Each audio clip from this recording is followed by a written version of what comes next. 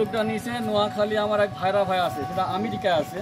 উনি আমার বাড়িতে এসে আমার এই জায়গাটাকে দেখি ওনার পছন্দ হয়েছে, বলছে ভাই একটা গরুর ফার্ম করলে কেমন হয়।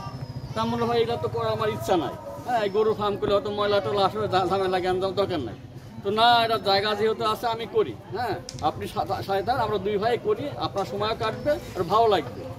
যাই হোক ওনার কথা মতো এই যে ফার্ম টার্ম করি, গরু কেনা হলো। গরু প্রথমে আমরা চারঘাটায় গেছিলাম, চারঘাট থেকে অনলাইনে গরু কেনা হয়েছিল। প্রথমে গরুতে লস হয়েছে অনলাইন, ওইখানে আমেরিকা থেকে এই মোবাইলের মাধ্যমে অনলাইনে গরু কিনেছে অনেক টাকা দিয়ে। আমরা গেলাম, গিয়ে গরু পছন্দ হলো না, এনে ঝামেলা টামেলা করে গরু নিয়ে আসলাম। নিয়ে আসে শুরু ফার্ম এই তো গরু একবার ওই গরুগুলো বিক্রি করার পরে মাঝখানে এই 6 মাস হলো আবার হাঁসের কথা উঠলো, হাঁস পুষেন। হাঁস তো আমি কোথায় পাবো বলে অমক জায়গায় নিয়ে আসি, গেলাম ওইখানে খবর দিলাম হাঁস দিয়ে গেল। হাঁসে কিন্তু ভালো লাভজনক একটা ব্যবসা। হাঁস আমার মনে হয় এখন গরু ছাগলের চেয়ে হাঁসই ভালো, কারণ এই হাঁস একটা হাঁস 1500 টাকা করে এখান থেকে আমরা বিক্রি করি না।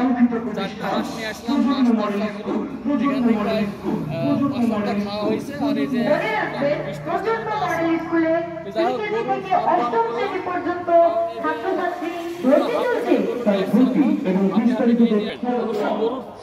খোলামেলা জায়গায় করতে হবে। আর যে ঘাস খাওয়ার ভাই নিষেধ করলো, বললো খাওয়ায়নি।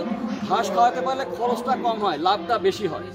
হ্যাঁ কিন্তু আমাদের তেমন একটা ঘাস করতে হবে, ঘাস করেছিলাম 1.5 বিঘা, নষ্ট হয়ে গেছে। এই জন্য এত উদ্যোগও নেয় না যে ঘাস খাওয়াবো, ঘাসই করবো, আউট বিচলি খাওয়াই। কিন্তু ঘাস খাওয়ালে খরচটা কম হবে, হ্যাঁ খরচটা খাওয়ার লাভটা বেশি হবে।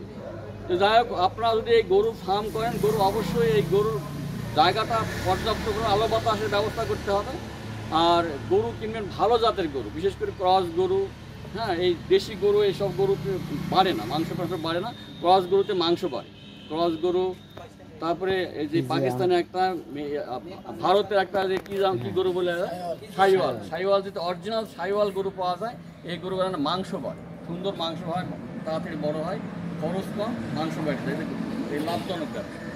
কিন্তু এই বছরে তো আমাদের গতবার তো গরু যা হয়েছিল এই বছর তো লাভই হয়নি, আমাদের লস হয়েছে। এই বছর গরু 24টা ছিল, বিক্রি করার পরে এই গরু 8টা গরু ফিরে আসছে। নোয়াখালী পাঠাইছিলাম, 8টা গরু ফিরে আসছে। আর এরপরে 4টা কেনা হলো। তো এবারে এই গরু তো গত রোজার মধ্যে ঈদে বিক্রি করার কথা, কুরবানি ঈদে, কিন্তু এই ফিরে আসছে। থাক এই গরু থাক, আর বেচবো, এইভাবে রাখি দিয়েছি, দেখা যাক কী হয়। তো এই হিসাবে ফার্মটা করেছি। 2টা গরু, এই গরুর জন্য 2টা লোক রাখি আমরা, 2টা লোক। এখন আমার সে ভাইরা ভাইটা আছে, ওর আমেরিকায় থাকে, 2টা ভাই, টাকা পয়সা অনেক পায়। বলো ভাই আমার গরুর লাভ টাভের দরকার না, আমার একটা শখ, আমি গরু ফার্ম করবো, আপনি দেখাশোনা করবেন।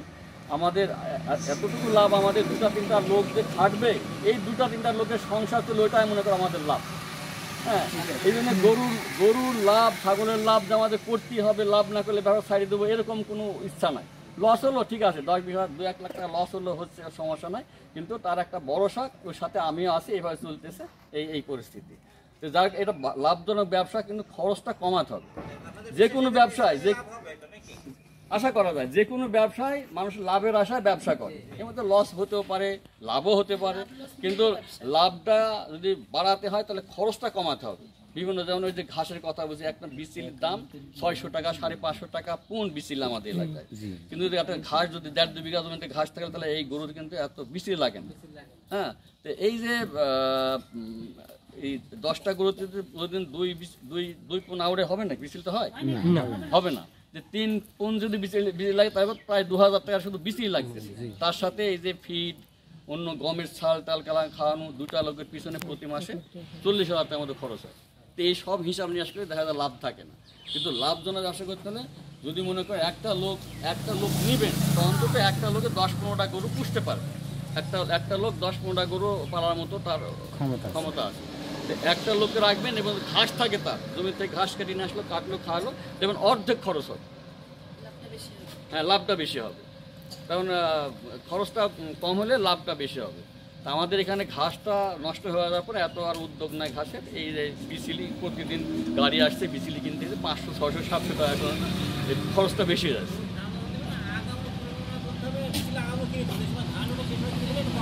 সেই সময় কিনলে হয়, কিন্তু এবার তো কেনার সুযোগই পেলাম না, 2 গাড়ি কিনতে কিনতে আবার বিচলি শেষ হয়ে গেছে, এখন আসতে 600-700 টাকা পুন বিচলি, এত দাম। আমরা তো এই গরু কেনার পরও তো 200-250-300 টাকা বিচলি কিনেছি প্রথমবার। 2 বছর আগে এইসব বিচলি ছিল 200-250-300 টাকা পুন, এখন 600-700 টাকা পুন। আপনার এই যে উদ্যোগ নিছেন গরু পালনের, এটা কি বড় করার কোনো চিন্তা ভাবনা আছে কিনা? আর জায়গা জমিও নাই পাশে, আর বড় করার ইচ্ছাও নাই। মানে এটা নিয়ে আপনি সন্তুষ্ট?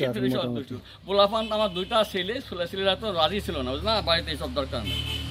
কিন্তু ভালো কাজ কেনা এটা একটা, হ্যাঁ এই যে উদ্যোগটা নিয়েছেন, উদ্যোগটা ভালো, জায়গার দরকার। জায়গার এই গরুর ফার্ম করতে প্রচুর জায়গার দরকার, গোবর রাখা, পানি ফেলানো, গোবর ফেলানো, ঘাস রাখা, মানুষ রাখা।